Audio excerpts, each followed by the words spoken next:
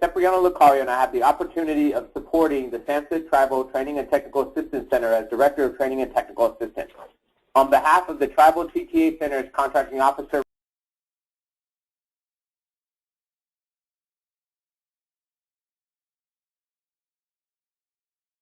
Ms. Gloria Guillory, we would like to thank you for taking time out of your busy day to be part of this webinar presentation and discussion. Today's webinar is being recorded, and a replay of all audio and resource documents will be available on the Tribal TTA Center's website in the near future.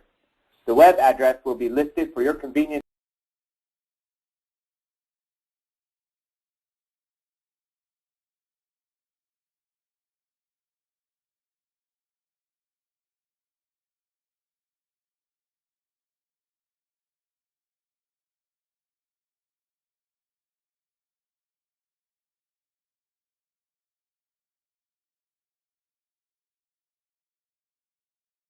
Your phones by pressing *6. Our presenters will take the opportunity to respond to questions and comments at the end of the webinar portion of the discussion. When the presentation concludes, there will be further instructions on how to offer comments or ask questions. During the presentation, you're welcome to send in questions for the presenters using the Q&A box on the control panel toward the top left-hand corner of your screen. All questions received via Q&A box will be queued and saved for the end of the webinar. Now it is my pleasure to introduce our facilitator, Ms. Maria Trevizo, and please, Maria, take it from here. Thank you. Thank you, Cipriano, and thank you to all our support at Tribal Tech, and thank you to our partners at Kaufman's Associates in helping this work continue and going forward. Thank you, SAMHSA, for helping bring wellness across our First Nations in North America. Don Lyons is our guest today. I, have had the pleasure of working with Don across Indian country, even a 2-week stint going across North Dakota and into Minnesota. So it's my pleasure to introduce a good friend, a brother, and a healthy man to our conversation today. I'm going to just take a moment to just share a little of his bio. He's a father of a beautiful 2.5-year-old baby girl, Sophia, that many of us get to be auntie to. Congratulations, Don. You're expecting a second child with your, I love how you say, your best friend, Elizabeth, your partner and wife. You also tell us that you're a teacher to some and a student of many, and that starts to set up just what kind of conversation we're going to be having today. Don is a citizen of the Leech Lake Band of Ojibwe and the Mohawk of 6 Nations. He holds a master's degree in social work and a degree from the Michigan State University. Previously, Don worked with Kaufman and Associates for 5 years on the Native American Center of Excellence of Care, Circles of Care contract as a technical assistance coordinator on the Native Aspirations contract as a community coordinator. Currently, Don Lyons is working for Tribal Tech as a training and technical assistance coordinator for the SAMHSA Tribal Training and Technical Assistance Center. He comes to us with a lot of experience that is grounded in empowering traditional knowledge as a form of community development.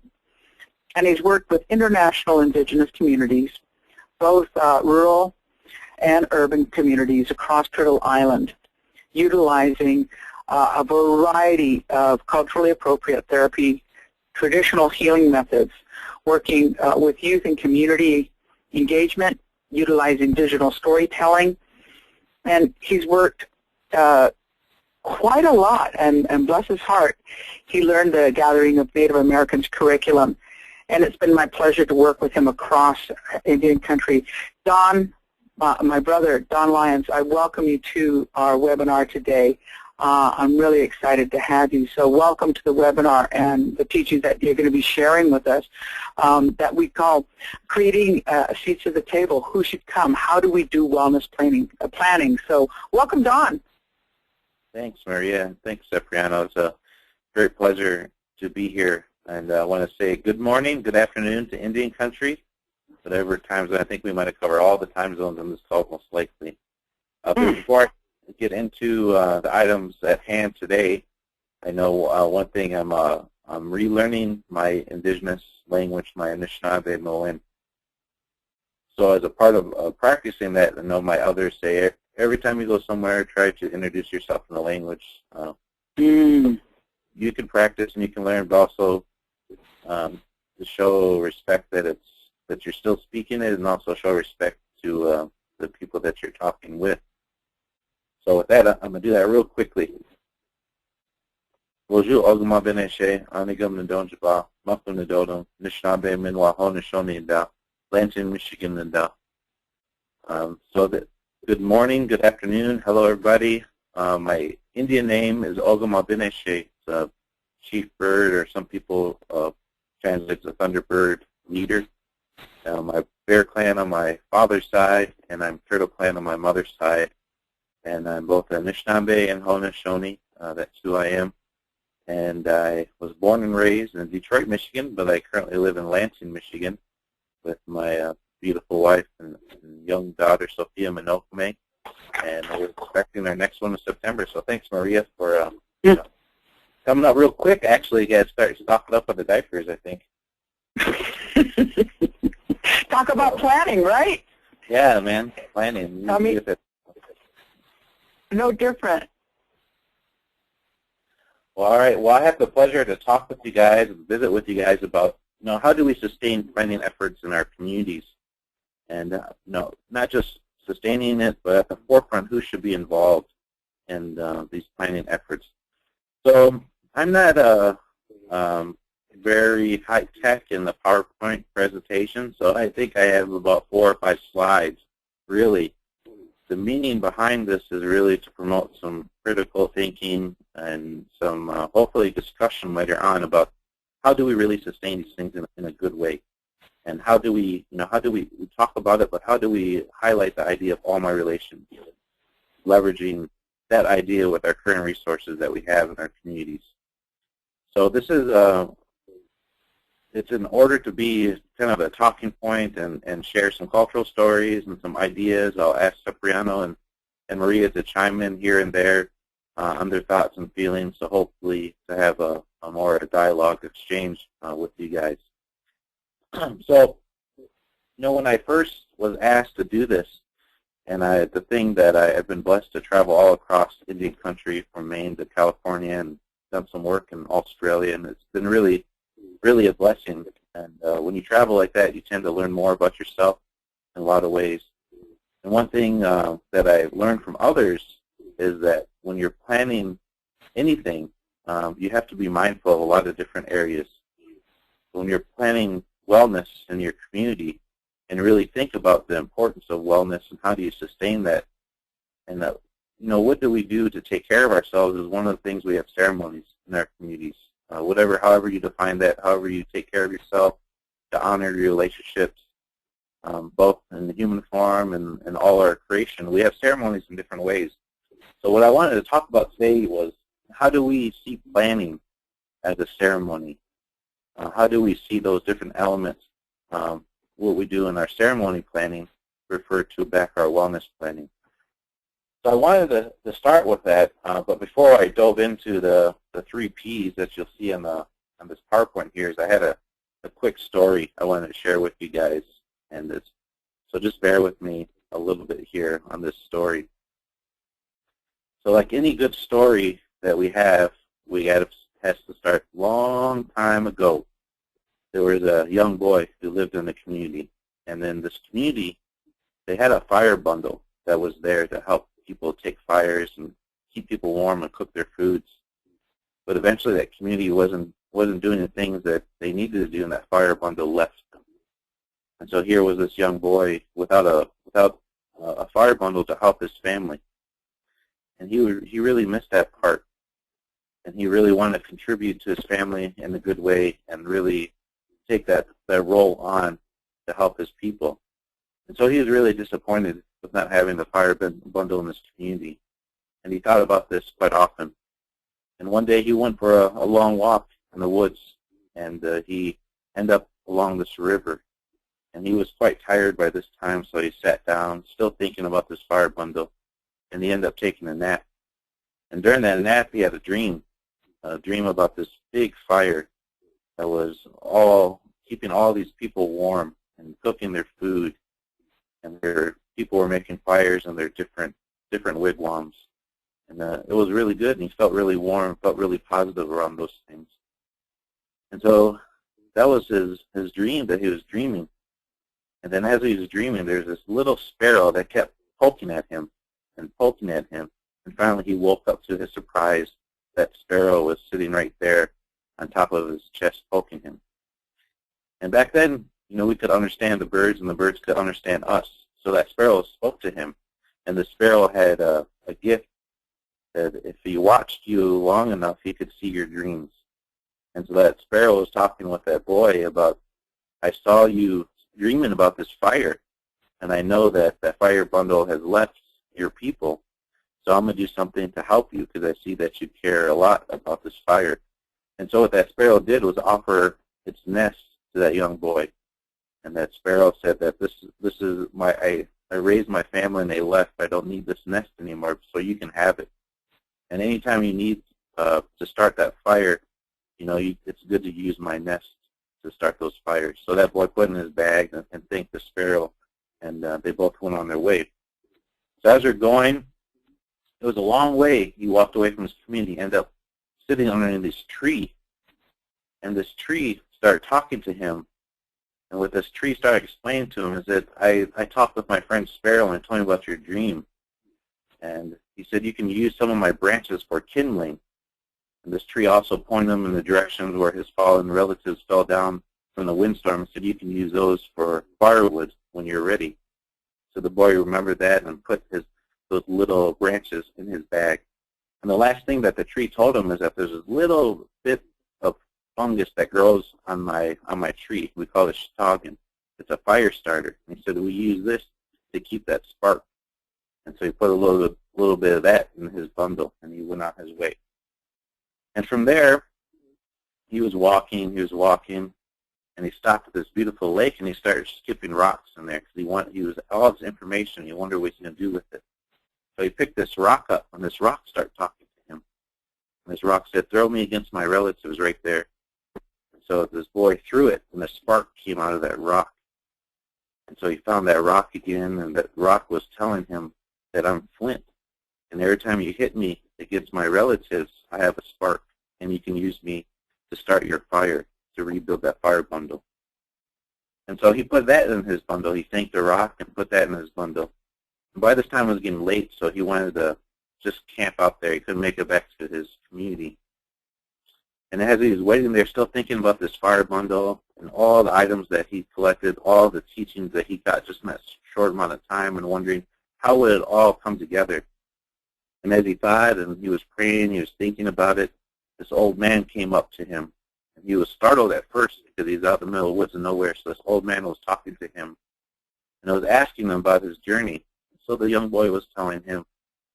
And this old man felt really impressed that he was listening and hearing all these teachings that he was receiving. And so this old man taught him how to use all those different items that were in his bundle. It so happened that old man revealed himself to be the fire bundle itself. And this boy was learning from the fire bundle. The fire bundle said, I never left your people, but your people forgot how to use me in a good way. So now that you've learned, you got to take it back to your community and find ways to continue to light fires. And so that's what the boy did. He went back to his community, and he lit his first fire and brought everyone together. And that was the dream he had by the river that day. Oh, Chimigwich. So that's a quick story, and we can spend a long time on stories and the powers of stories.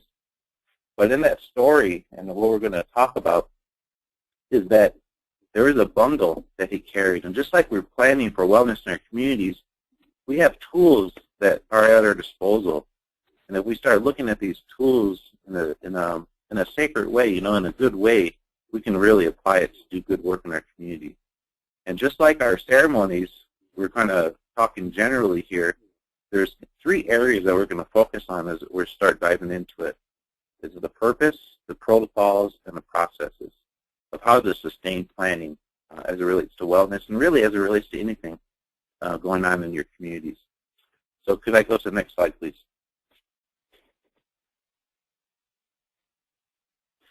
Okay, our purpose.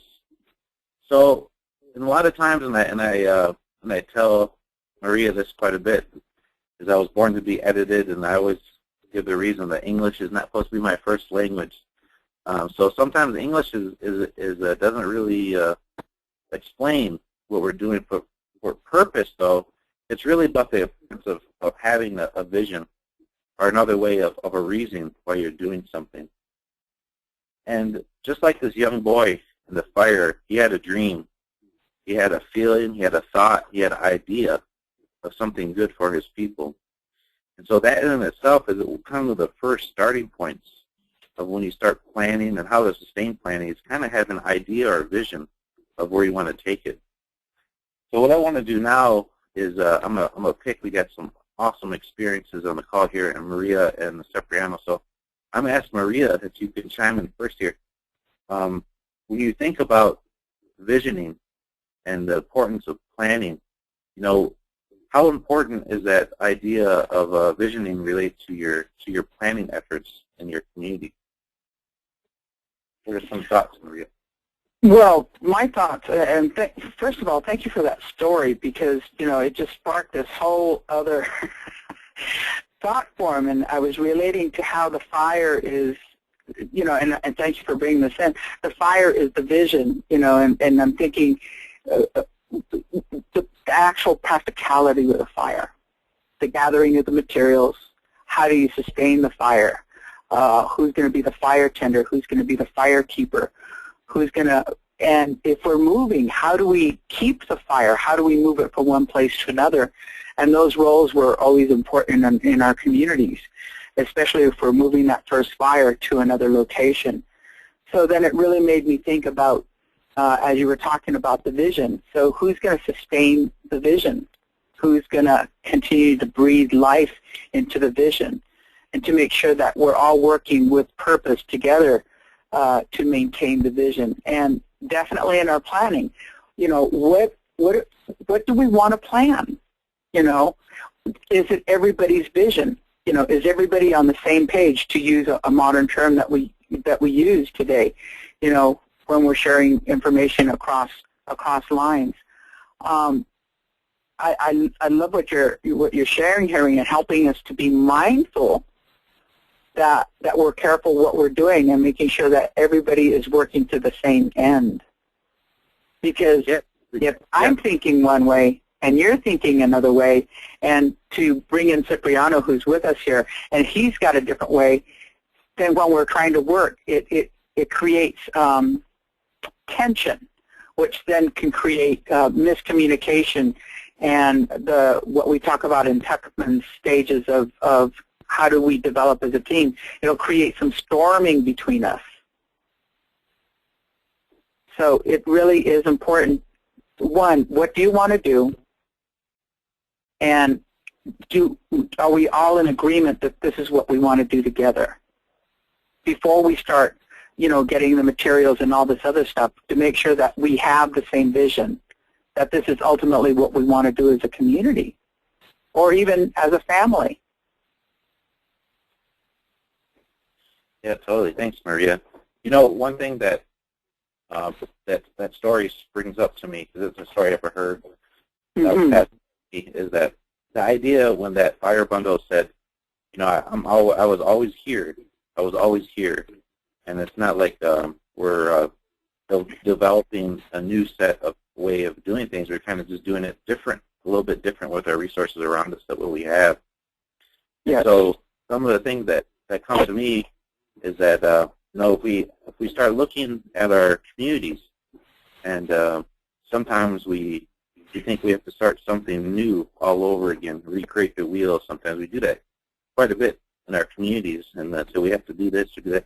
So if we were able to you know, visit with past with people who have done a lot of planning in communities and kind of sit there and listen to what they're doing. So that's one of the first areas I would suggest for people to sustain efforts, is really learn from past efforts that have been happening in the community. If they haven't, if they started really well and continue forward, or if maybe they stalled out a little bit, there's always something to learn from past experiences. And one of the things that that story brings up is that understanding that the resources are already within our community, as far as the people power and the knowledge and the cultural knowledge, the spiritual knowledge. Those things are not going to come from the outside. And really, to sustain planning efforts, those are the roots that are going to sustain you to keep you strong for planning efforts.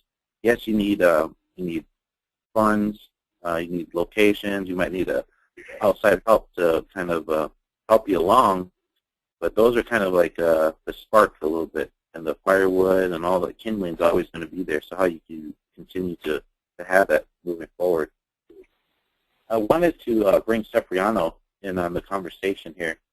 I really value Cipriano's work both in urban and reservation communities.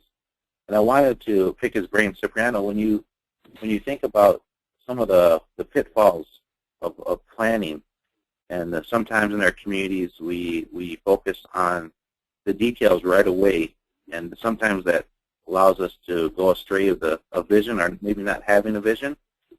So I wanted you to get your feedback on where do you think focusing on details and having a vision, if there should be a balance, or just some general thoughts of what you would have seen in Indian country. So, thank you, Don, and thank you, Maria. I think that the vision of the community is so important. I come to realize, and this is through my work in the San Francisco Bay Area and in my supportive work in Washington, D.C. with training and technical assistance, the vision of the community is vital in regards to developing a successful event. When I work with young people, we used to kind of use this perspective or phrase. A lot of the kids we were working at like to run, and they were runners. So when you're planning or running a race, if you don't know the race course, then how do you know if you're not running around the block? And so in some sense, that initial planning, the initial coming together for a community event, whether the community event is on prevention, whether it's on wellness, whether it's on healing, whether it's on combating the challenges that face our communities, when we come together as a group, even if we are one agency, there are challenges with a common language, a common understanding, or our professional experiences that silo our way of thinking, unfortunately. And it just doesn't happen on the national level, but it also happens on the community level, especially when we use common words that we just assume everybody's kind of talking the same. Like the word medicine. If we had a doctor in the room and we had a traditional elder in the room and we use the word medicine, the perspective and understanding of what we're talking about is going in two different directions, even though we're using the same word. So I think the vision of the community is vital in developing a coordinated and collective step forward in the planning process. And it reminds me so much of the belonging phase in Gona, that the belonging phase in Gona really sets the norms for how the discussions will be moving forward. And I think that the planning process is just as important before the Gona event itself in setting up the norms of how we as an agency with multiple prevention departments working together to support the community, whether we're multi-tribal nations working together to support a region, whether we're multiple professionals working together to support a family, we need to come up with a common understanding, a common dialogue, and a common goal that we're all working towards and together. And that is vital to any purpose or vision in any planning effort around prevention and healing. Because what I realized through working with young people is sometimes we take those small rituals for granted when we think about ceremony. And the realization is, even though we might identify and really contribute to the community, if we don't follow those important rituals to promote and support our ceremonies, there could be a lot of shame or guilt on an individual level. The same thing would happen on a wellness or community effort. One of the biggest statements I learned in Washington, D.C. that kind of stuck with me is, if you're not at the table, you're generally on the menu. And I think it's important for our programs, and especially when we think about how are we supporting our community members through healing. If the community is not at the table in the planning process, then they're generally, parts of the community could be on the menu for the event itself. And so how do we incorporate young people, community voice, elders, our traditional perspective, even our religious perspective, because our community's spirituality could be fractioned between Christianity or Catholicism or Mormonism or other factions of religion and our traditional elders. How do we come together as a group to think about developing a plan for wellness or healing in our community? So finding and defining that common language and setting up the norms to have these challenging discussions on behalf or with or for our community is vital. And so what is the vision of your community? What is the hope of the training? What is the hope of DONA? Really can resonate, draw some really good, solid, that multiple silos can work towards the benefit of whole event. Thank you, Don, for the opportunity of sharing. Thanks, Cipriano. Some good words there, Maria and you both brought up.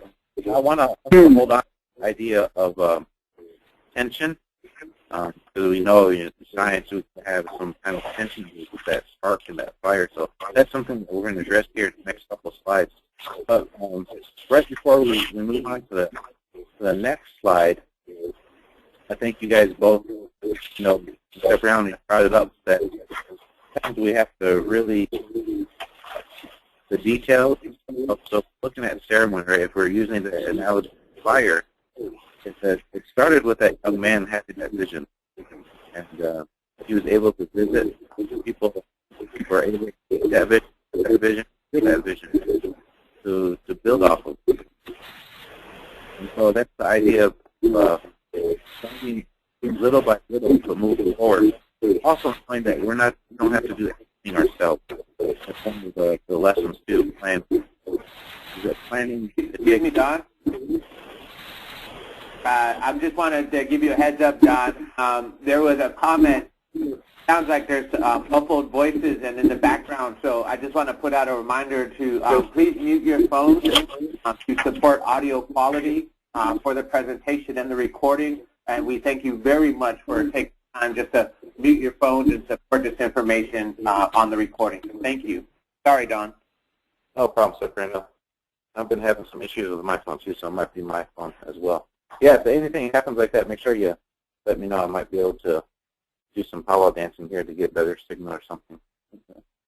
Okay, so we moved on to our next one, protocols. Now, protocols is kind of one of those words I don't like to use too much, but it does have a purpose, and protocols, when we're looking at planning, and if we relate it back to that story about fire, is that how do we honor those relationships when we're doing planning? And we talk about how do we cultivate and develop partnerships with, it might be people that we've grown up with that work in the community, but we haven't really collaborated with them on various projects.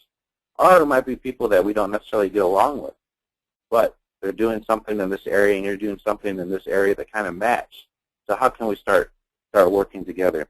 And this is the idea that, I wanted to bring up, and Maria brought up too, that Tuckman stages of team, forming, storming, norming, performing.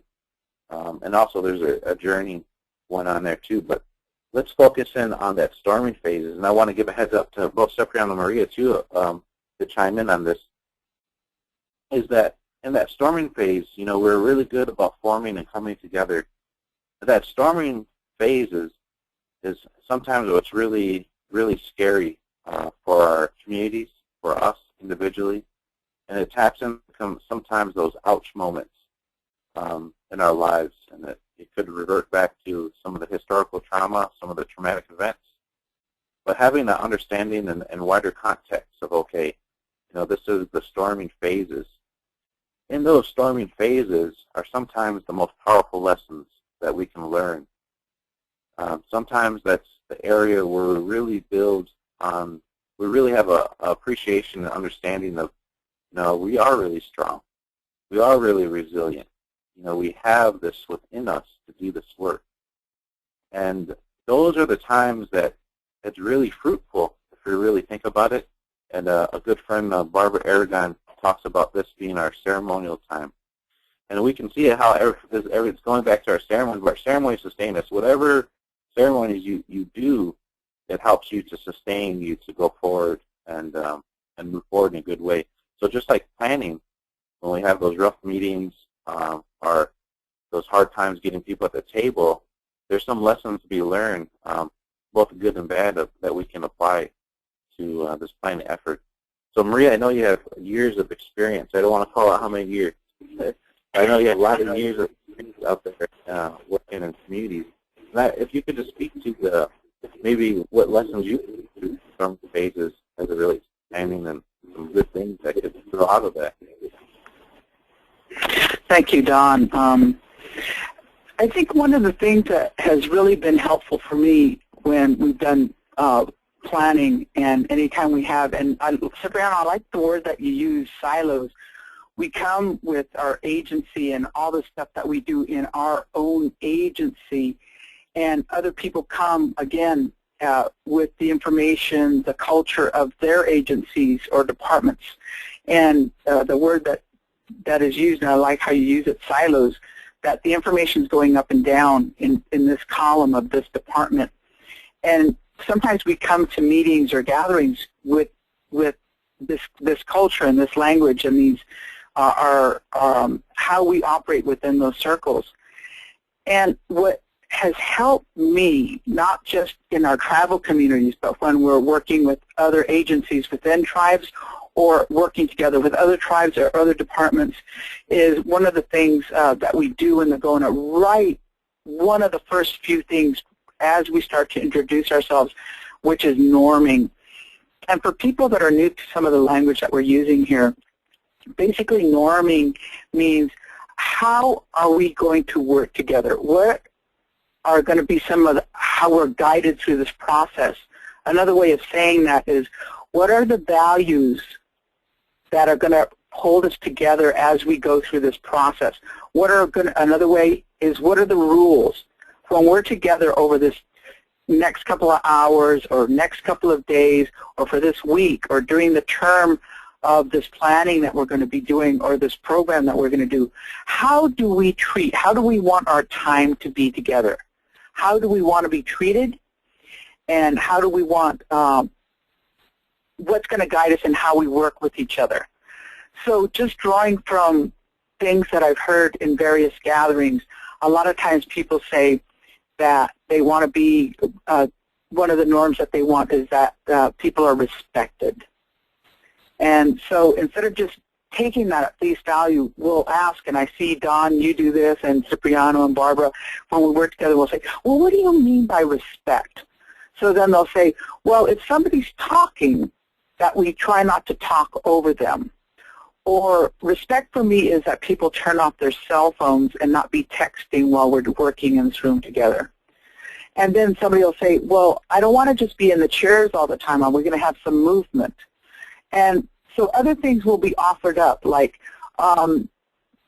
maybe that we have some fun even within this, that we try to be respectful of different ways of doing things. And I like what you said, the language, that we try to use language where people understand what you're saying. And one of the big things that I really got from Dr. Clayton Small is that he's always asking for people to clarify what they mean, and that we're not just assuming that we understand what they mean. And I loved your example about medicine and really expanding that. So for me, when I'm working with different groups, I think I found it really, really helpful, especially if we're having some groups that are more governmental, if you will, that we set up some norms right off the bat in how we're going to be with each other. And then the second one is that we have really good introductions so that people understand who is in the room, maybe how long they've been doing it. And then the third thing is what they hope, what is their hope or desire, what's their intention in the meeting. So that starts like, oh, this person over here is wanting to have this at the end of the meeting. And it starts filling it up. And if you put it on a piece of paper, you can come back to it and making sure that we at least touch on that and give it some importance. So, so it would be norms, introductions, and clarifying intentions. And that helps us make sure that we start addressing and start fleshing out what the vision looks like. Does that seem to answer your question a little bit? Yeah, thanks, Maria. You brought up a lot of good points. I wanted to build on it. When we talk about protocols and planning, and it's really how do we honor each other's times and efforts. And getting back to that purpose real quickly, one of the tricks or strategies to really kind of start narrowing it down and helping to get through those storming phases starts with a purpose. And so one of the things is ask the why question.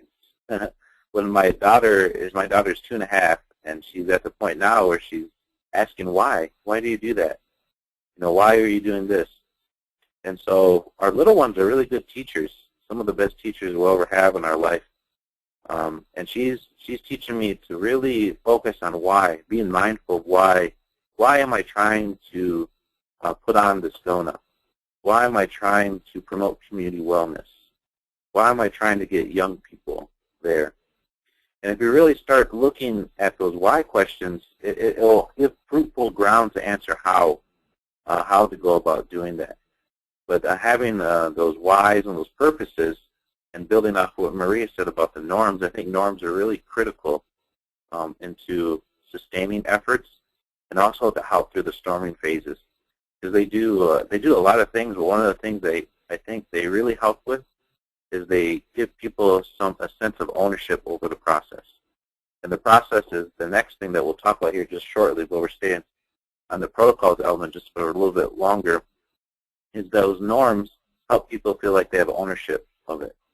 And one of the items that we talk about, you know, we think about how have we sustained as communities, as people, as communities, as nations.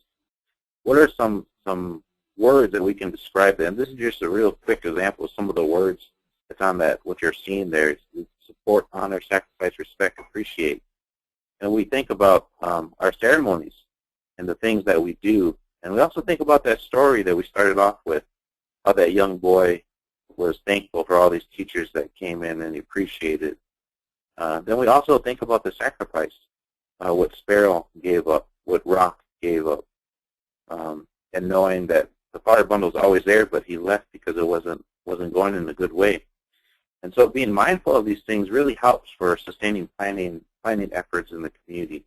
And just to review, I really liked what Cipriano and Maria, what you talked about, the language. So if we're looking for strategies, approaches, and tools to help get people at the table and start looking at sustaining efforts, is having that purpose, asking why questions, and really visiting with people to see if they're like-minded and want to move forward. The common language is real critical. Language is powerful. Our words have power.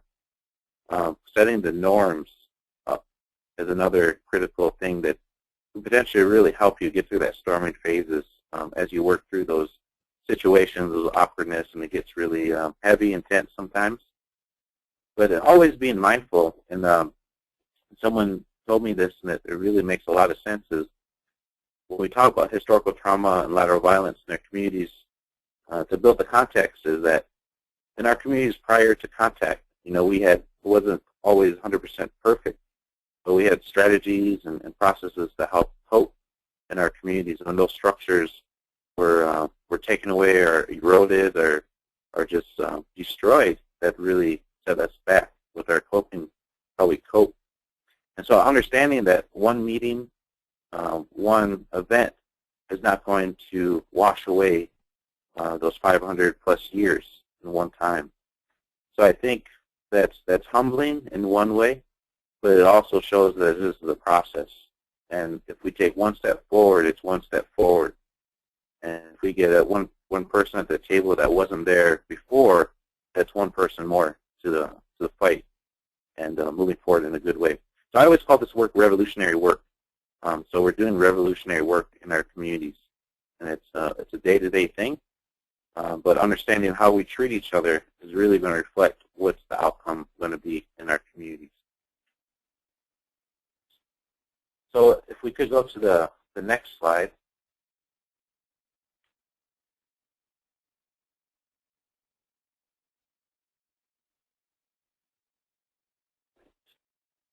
One of the taglines that were on there I didn't speak to, but this is something that through, especially working with Maria and Barb and MJ and Cipriano and Connie O'Mara, is that if we can find ways to laugh together, then we can find ways to work together.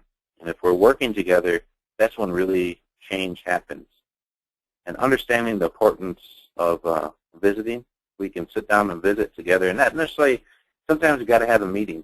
But sometimes we can just visit. And through that visiting, we can get a lot of things accomplished. And then when we come together for meetings, if we make sure we bring those elements of laughter into those meetings, then it makes it a little bit easier to work together. And then once we start figuring out how we can work together and we're on the same page and we have a common purpose, then that really makes change a possibility in our communities. And that makes things a lot more sustainable in the long run. So I wanted to start moving towards the last part here, which is our process. And, you know, I want to bring Cipriano in on this, is the importance of relationships in our communities, and how do we cultivate new relationships, or how do we maintain relationships with partners in our community, other programs, our departments. But Cipriano, if you could talk about some, from your experience, what are some strategies or some approaches how we can honor and support these relationships, especially at the early stages? If there's any suggestions that you can offer Indian country. Oh yeah, thank you, Don. And I just want to give you a heads up. We got a comment that you must be really good at your powwow dancing, because the phone line seems to be a lot clearer for people. That's the ceremony right now. So I wanted to give you the heads up on that one. But, you know, we at the SAMHSA Tribal TTA Center get a lot of different inquiries and TA requests in regards to supporting GONA trainings. And when we get an initial TA request from a community, we generally only have one email address. And so through virtual connections, through phone calls, through emails, we really push community point of contact individuals to create a planning group to contribute to the local planning efforts.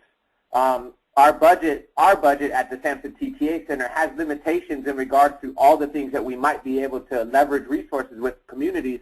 So we have to work with communities in order to really promote and sustain and facilitate a successful training. So when we receive the email from an individual, we really push them to invite as many people to the table as possible. And generally, the communities do a real good job, but when they invite people to the table, they invite people from their particular program or project. And so the initial planning call might have more people than one person, but all the people are coming from a particular prevention project.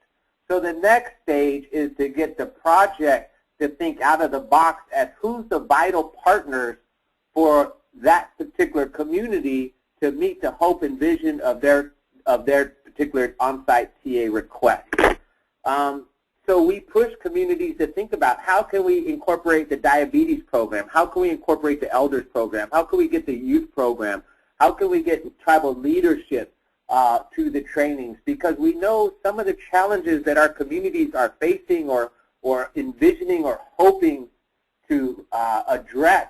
It needs more than just a substance abuse counselor or a prevention staff. It needs leadership. It needs the health director. It needs community members. It needs a voice. It needs commitment. It needs generosity. And so we push communities to really think about how can we invite people to the table so they could partake in the planning process. And so we work with communities to think about, one is that a lot of individual programs within tribal infrastructures all have community events that they're supposed to do, all have prevention and program opportunities to support, and all have some kind of annual report or report to write.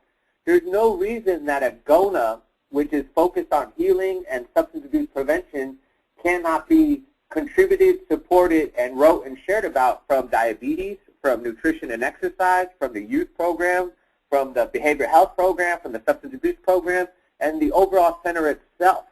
So working with the community to break down our community silos. A lot of times, you know, for the history of our tribal infrastructures, we replicate it in some aspects of what we saw by the federal government policies with HHS. And it led to siloed thinking even in our community-based organizations. And so how do we work with medical, nutrition, fitness, the diabetes, the outreach, the community health workers? How do we all work together? Because everybody is there with the same passion, commitment, mission, and focus is to try to help my community be well, how to support prevention, and assist community members reaching their goal for health and wellness. So we really talk to communities about how do we invite individuals to the table? How do we invite programs to the table? Sometimes in our GONA trainings, some communities provide time where the community programs can share with community members what they're doing, kind of give a community update, a community status update of the particular diabetes program and what they've been learning, what they've been supporting, and what they've been doing. You know, that's one way that we incorporate it, is kind of allow time for community projects to share with community. A lot of times communities, for our trainings, we like to reward individuals for taking healthy risks. For anybody who hasn't gone to a GONA, the GONA really drives to open up and to share and contribute to healing. And when we contribute to healing, sometimes we have to talk about those challenging topics like historical trauma, government policy, boarding schools. And sometimes our community members have never shared something, and they get motivated to share something and take a healthy risk. When that individual takes a healthy risk, we like to reward them with some aspect to say thank you for sharing, thank you for contributing, and thank you for helping us heal as a community. So we work with communities to reach out to the diabetes program, the nutrition department, for swag, stuff we all get.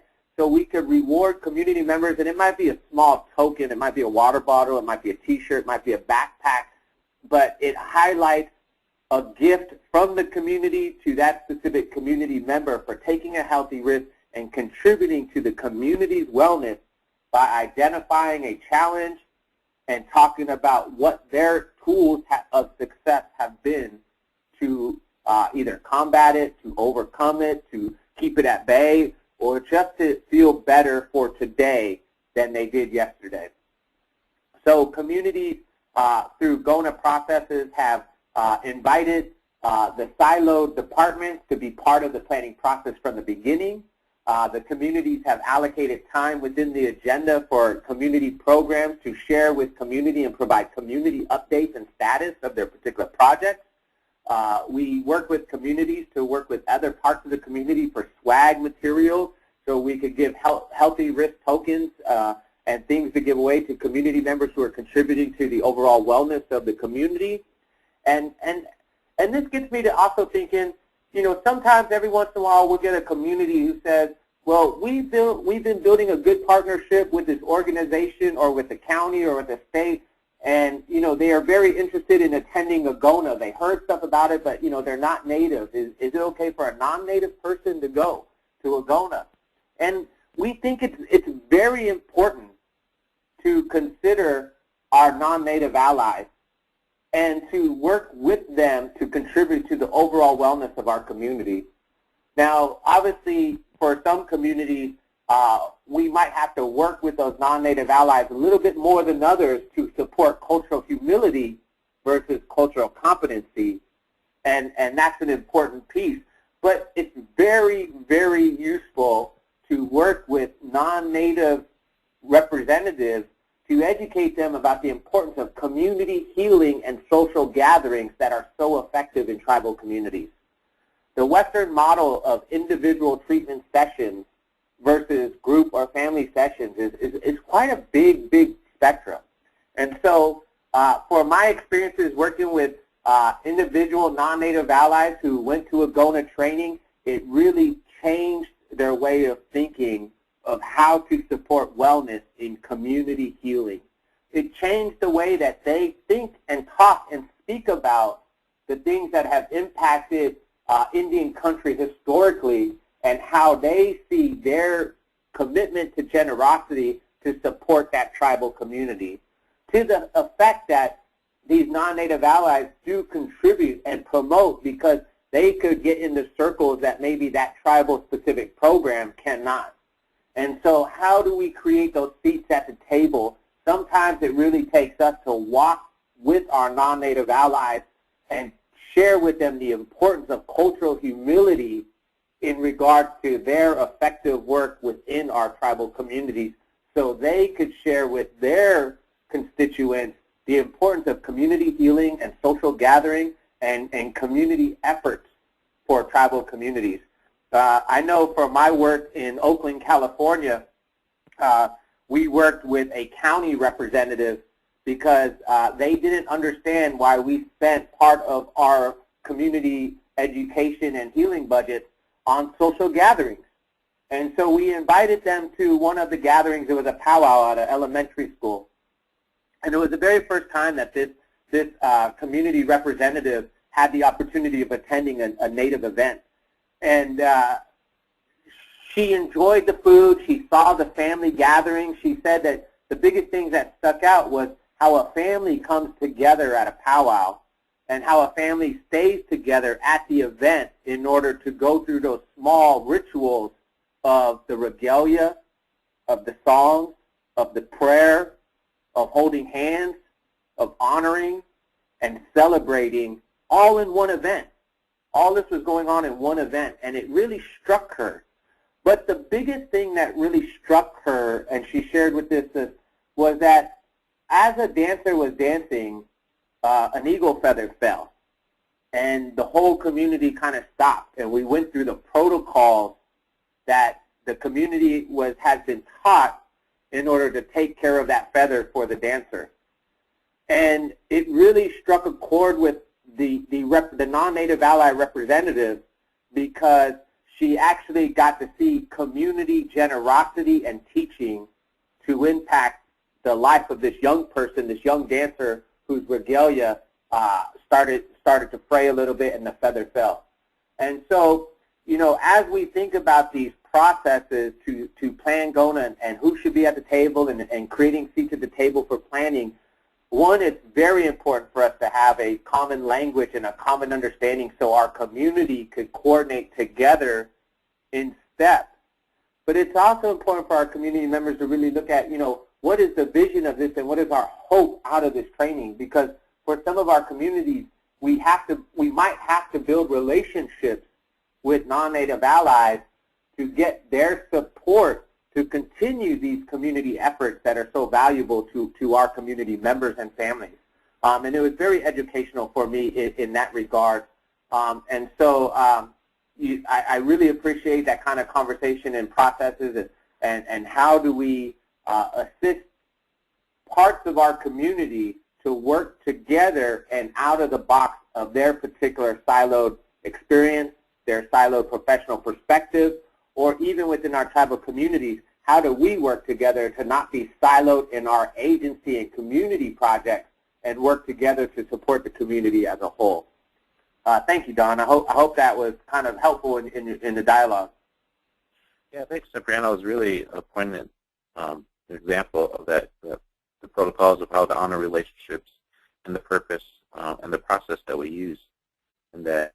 I know we're getting close to the time, and I wanted to budget at least a few minutes for some questions and some dialogue with everyone else on the call if they're willing to share.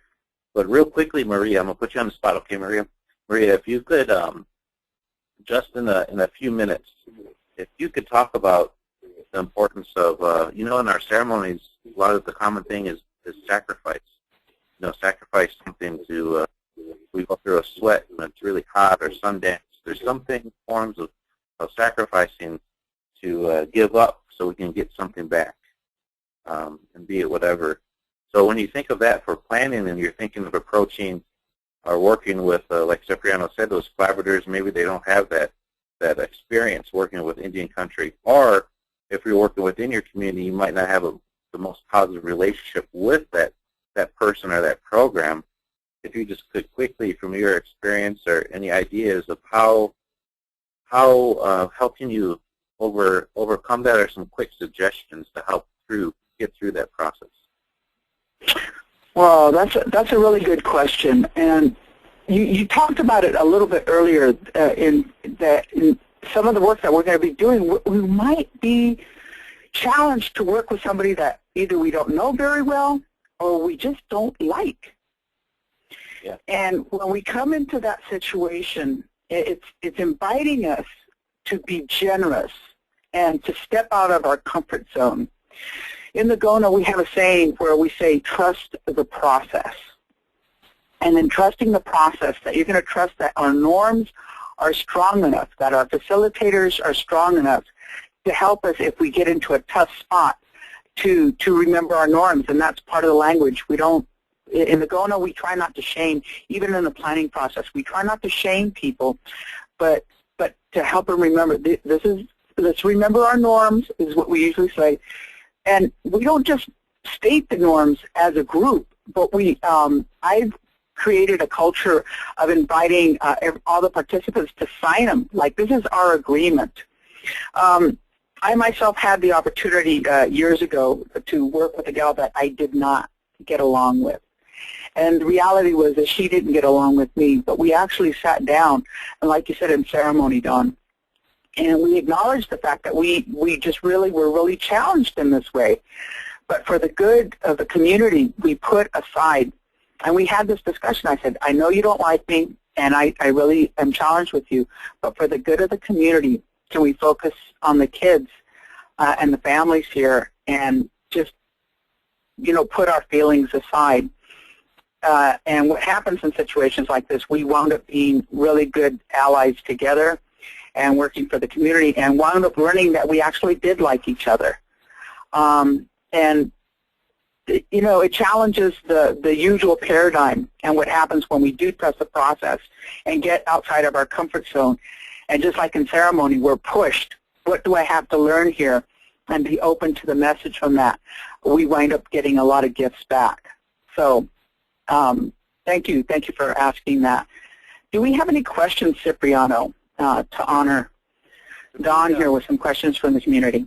Yeah, I want to leave the last about 4 minutes or so according to my my clock here. If we could go back to the prior slide real quickly. There's just one thing I want to point out, and then as we go back to the slide there, Don, just know that we're going to do a soft ending today. So if we go past the hour just a little bit, we're going to try to leave enough time for people to ask their questions. So we have a little bit of a cushion here. So let's not worry about this. Just like we're in ceremony here, okay, with the people. Sounds good. That reminds me when we have get-togethers, I've learned that we start when we begin and we end when we finish. But there you go. But I wanted to point out on this picture here, this is the fire bundle that was given to me. It wasn't all given to me together.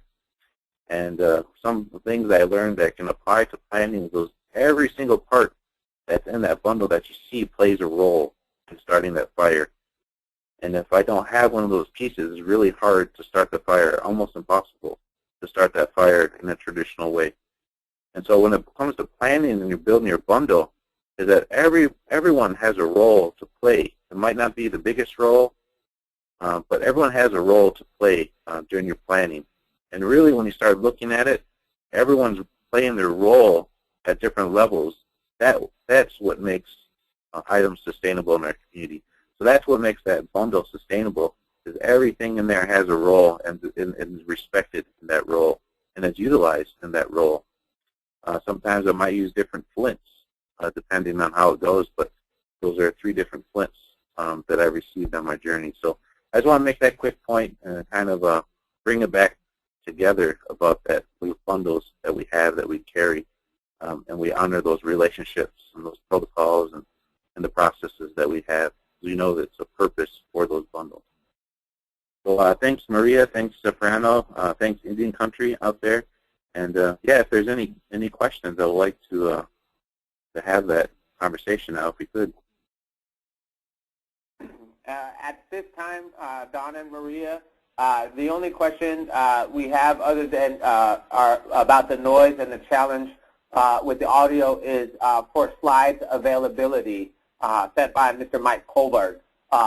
Mike, the slides and the recorded webinar audio and slides will be posted on the SAMHSA Tribal TTA website within the next few days. We're pretty good on our quick turnaround. The link, as you can see, is right there, the website. But we just have to make sure that it's compliant with all federal regulations before we host it on the website. So it takes us a couple days to get it all connected, but it should be up shortly. And thank you for the question, Mike. Well, thank you, Cipriano, and thank you, Mike, for that question. I just want to remind our listeners to look forward to the July 17th webinar. We're going to be doing a webinar dedicated to the importance of storytelling. And in fact, Don almost set the ground for storytelling and the importance of it. In fact, your story really set the ground for today's webinar. And I really want to thank you for that, Don. But on July the 17th, we're going to have premier storytellers, Barbara Aragon, Carlotta Kaufman, who is the principal performer of the stories According to Coyote, which has been performed in the GONAS for the last 20 years. I have seen that performance probably a good, probably 30 times, and each time it is fresh. And it has been part of the GONA for a long time, and it really helps show our different part. I like what you talked about, our different parts, the different parts that we need to create a fire, and how we're all important. We're also going to have Josephine Keefe, who will also be talking about not just storytelling, but storytelling today, and how we use digital storytelling technology. So we're going to be talking about capturing stories, the importance of story, and how it's used in the GONA process. So July 17th, as my friends say, same bat time, same bat channel on July 17th. So if we have another question there. Oh, yes. Well, we have first we have a statement, and this is from Diane Vendiola. And I apologize if I butchered her name, and my name is always butchered, so I know how we feel. Sorry about that. She wanted to comment. She said, thank you all for your dedication and efforts to assist in building and bettering our communities. And we also have another comment by Violet, and she said, thank you very much. Changes are beginning with help and push from SAMHSA programs for wellness and from the communities that spread it, or from the community to spread. But we do have a question from, I believe it's Elsie David. And this is in regard to what is TTA and what do they do? And if you guys don't mind, I could go ahead and take this one. Please do. And TTA is Training and Technical Assistance, and it is kind of the meat on our plate as the SAMHSA Tribal Training and Technical Assistance Center. We have the opportunity working upon invitations from tribal projects, tribal nations, tribal communities, and urban programs to support training and technical assistance focused on substance abuse prevention and behavioral health wellness. We are funded out of SAMHSA, so our statement of work obviously focuses on substance abuse prevention and mental health. But we work with tribal communities to understand their training and technical assistance requests, and we support training and technical assistance to assist the community either working through it on their own or supporting subject matter experts to work with the community either on-site or web-based to think out of the box or to support creative or progressive thinking to support the challenges or the opportunities to address within those tribal communities. We work with the community to understand the challenges, the symptoms, or the situations, and we work with the community to develop the agendas and the steps forward to support the community in either healing or developing prevention activities or promotion of prevention activities to support their wellness within their community. Thank you for the question, Elsie, and please look at our website. The website will probably do our program a lot better justice than I did with my brief overview. And then I think that so far, I think that's all the questions that we have at this time, Don and Maria. So if you guys would like to close us out. Yeah, I'd like to thank Don. Do you have any last thoughts for us today, Don? Yeah, thanks, Maria and Cipriano and everyone out there that's sticking with us and taking time out to be on the webinar. Really appreciate it. So a big chimigwich, big thank you for everyone. The last thoughts I want to leave you with is understand that changing norms in the community is a process, and success and failure is not so much the important thing. The only way that you can guarantee a failure is when you don't try, to do something. So I encourage you, I support you, I'll pray for you to continue to do work in your community in a good way, continue to find ways to take care of yourselves, and just know that you got other people out there across the world really trying to do similar work, and sometimes we feel alone and like we're the only ones struggling with trying to make change in our communities, which is not true. So know that you're supported, you're in people's thoughts and prayers, and continue to fight the good fight. And thank you very much. Thanks, Maria. Thank you, Don. In closing, I just really want to remind us, planning's not new to us in Indian country. Our ancestors, our relatives, have been planning for us for a long time.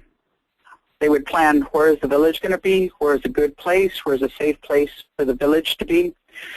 Where are the gardens going to be? And if we're not gardeners, as they are in the East Coast, where are the roots? And they would plan for success.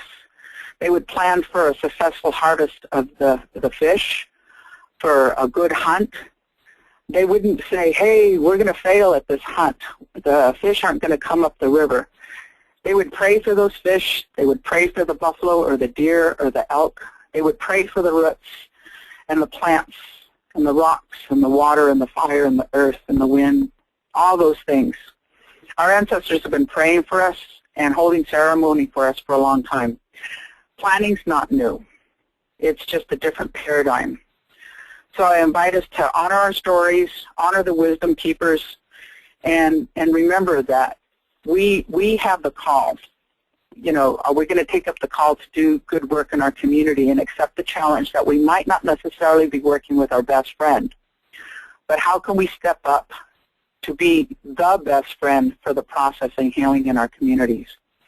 Again, this is Maria Treviso. I want to thank you for letting us come into your house, into your community, and hope that you can join us next month, July the 17th, when we talk about the importance of storytelling and how it helps to serve our communities. Again, thank you, Don. Thank you, Cipriano, and thank you to Tribal Training and Technical Assistance Center and SAMHSA for once again hosting us.